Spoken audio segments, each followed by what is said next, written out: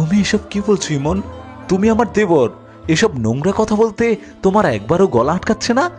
ইমন বলল, দেখো ভাবি, আমি এত কথা শুনতে চাই না। তুমি যদি আমাকে খুশি না করো তাহলে আমি এই ছবিগুলো ডিলিট করবই না। এই বলে ইমন সুমাইয়াকে জড়িয়ে ধরে খাটের উপর ফেলে দেয়। সে সুমাইয়ার সাথে জোরাজুরি করতে থাকে। এমন সময় আবির বাসায় ফিরে আসে। তারপর তার ভাইয়ের এমন ব্যবহার দেখে ইমন কলার ধরে টান দিয়ে তার গালে চড় মারতে থাকে। তুই না আমার ভাই, তোর বাবা মা মারা যাওয়ার পর থেকে তোকে মানুষ করার ফল এইভাবে দিলি? তোর লজ্জা করছে না মায়ের সমান তুল্য ভাবির সাথে এমন আচরণ করতে?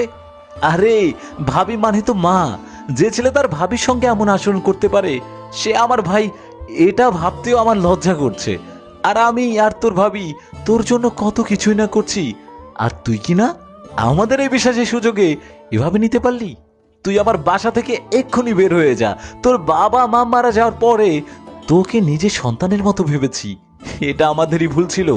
তোর মতো এরকম কিছু কুলাঙ্গারের জন্যই দেবর ভাবির সুন্দর সম্পর্কগুলো নষ্ট হয়ে যায়। আবির ঘাট ধরে ইমনকে বাসা থেকে বের করে দেয়। অনেক সময় আমরা অসাবধানতাবশত অনেক ভুল কাজ করে ফেলি, আর এর সুযোগ নেওয়ার জন্য কিছু সুযোগ সন্ধানী মানুষও উৎপেতে থাকে। তাই এই সমস্ত বিষয়ে আমাদের সকলেরই অনেক বেশি সাবধানতা অবলম্বন করা উচিত।